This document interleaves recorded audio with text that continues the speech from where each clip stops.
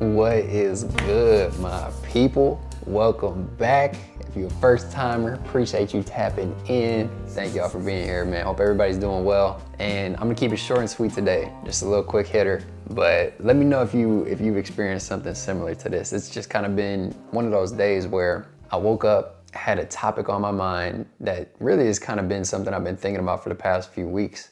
So just essentially one subject that's kind of been on my mind, thinking about it here and there, woke up thinking about it. And then as I go throughout my day, just signs have been popping up, like all relating to that subject. So it's kind of the same thing of like, if you have something cross your mind like a food or a restaurant, and then you literally turn the TV on and the ad is just right there waiting for you. Like those type of moments. And it's always crazy when those experiences happen, but I don't think they happen by accident. I think you're meant to kind of stumble across those signs throughout the day. But pretty much it made me want to jump on here and just share some thoughts about this, because I just got a revelation about how to address certain situations and certain relationships. And I really hope that it could be helpful for you guys too, maybe managing relationships in your own life as well. So pretty much woke up again. I was thinking about this certain topic, got into my quiet time, which is just essentially cracking open the Bible. I read 2 chapters of Old Testament or New Testament, depending on what book I'm in, and then the proverb of the day. So whatever day of the month it is, for instance, today is February 9th, Proverbs 9 is what I read. So there's 31 Proverbs all in all, and you just pretty much read one for whatever day of the month it is. Definitely encourage you guys to do that. It is considered a book of wisdom. Whether you're huge believers and readers of the Bible or not, I think you can get a lot out of that book. So with that aside, and even if you don't read the Bible, still stick with me, because I think this approach to relationships is just applicable to each and everybody, no matter what your belief system may be. Let me crack the Bible open. I'll throw it up on the screen for you guys as well, but got my good old Maxwell Leadership Bible, you know what I'm saying? All right, so again, it's gonna be Proverbs 9. Title of the chapter is called Invitations of Wisdom and Folly, and verses 7, 8, and 9 really stood out to me today. That's the ones that I literally was just thinking about this, like when I woke up. So I'll just read through it and then kind of circle back through and kind of give you my interpretation on it. So starting at verse 7, whoever corrects a mocker invites insults. Whoever rebukes the wicked incurs abuse. Do not rebuke mockers or they will hate you. Rebuke the wise and they will love you. Instruct the wise and they will be wiser still. Teach the righteous and they will add to their learning. So it's an NIV Bible.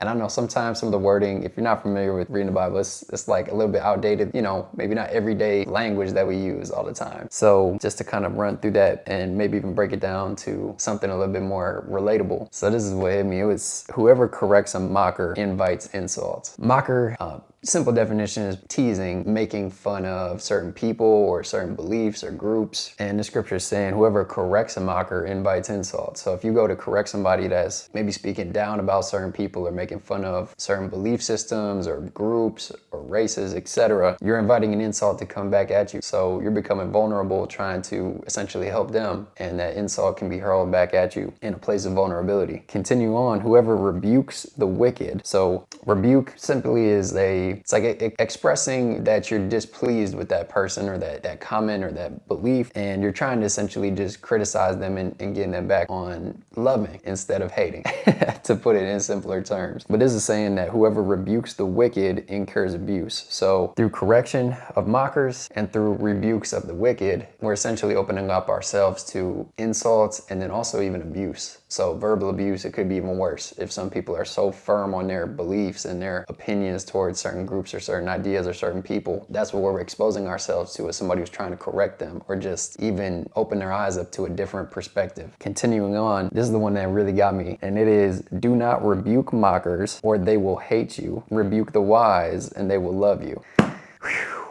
So that one, when you criticize somebody or try and offer correction in a loving way, respectful way, you're just trying to really help somebody understand that they have options. They can turn their life and potentially get it on a path that leads to like prosperity and abundance, just turning and making a few changes. Yeah, it's gonna take a lot of work, but it's like you can do it. You have that potential in you. And seeing their reaction to that, those conversations, those moments of, you know, again, trying to guide them and help them. If they respond with love, they're wise. If they respond with insults and abuse, we're told in the scripture to just not even do it. That to me was where I got the revelation, because I've spent a lot of time, really my entire life up to this point, wanting to help everybody, just get everybody to become the best version of themselves, and sticking with them through it time and time and time again, wanting to see them get on the other side and become better than they were and better than they are. It's a continual thing, trying to grow and get to that next level every single day. But that realization of it's simply not going to happen. For one, there's too many people on this planet that it's not physically possible to actually help everybody. Even if they want to be helped, there's no way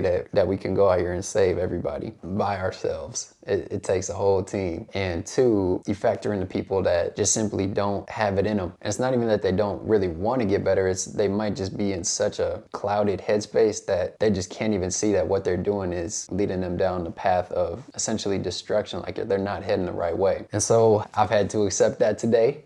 Again, pretty eye-opening that I'm called to help the wise, those people that will respond in love when I reach out and when I try and help somebody. If they respond in love, that's who I'm called to help. And also taking notes and not shying away from trying to help more people and new people, but at the same time, based on the response, if I get insulted or abused as a result, I have to move on to the next person and hope that maybe one day somebody will come back around and change their mind and switch into that spirit of love instead of hate. So I hope I got some wise folks here with me watching today that are just trying to level up and become a better version of themselves every day in all areas of our life. But also just kind of reflect on your own journey. When somebody tries to offer you a different perspective, or again, criticism kind of has like a negative connotation with it, but if somebody's just trying to give you a different way of looking at something, or maybe trying to suggest a different habit that you should try or a different lifestyle choice, what's your natural reaction to that? Are you built up inside with stress, fear, anxiety at that specific person? Like, I can't believe they're telling me this. Like, I got it together. What do they think? Like, they think I don't know that already? Or whatever that thought process might be. It can happen so quick and feel so second nature that we don't even realize that those are the thoughts that we have. We have a choice to not go that route. We could just take a deep breath, say, okay, I see where you're coming from. Let me think about that. Take some time to reflect. But at the end of the day, I'm coming from a place of love, receiving that, and I hope you're coming from a place of love when you suggest that these things in my life might need to be worked on. That's what it's all about, man. At the end of the day, we're here to love each other as we love ourselves and make this world a better place one day at a time. But I really do hope you guys got something good from this video. Stay blessed, and until next time,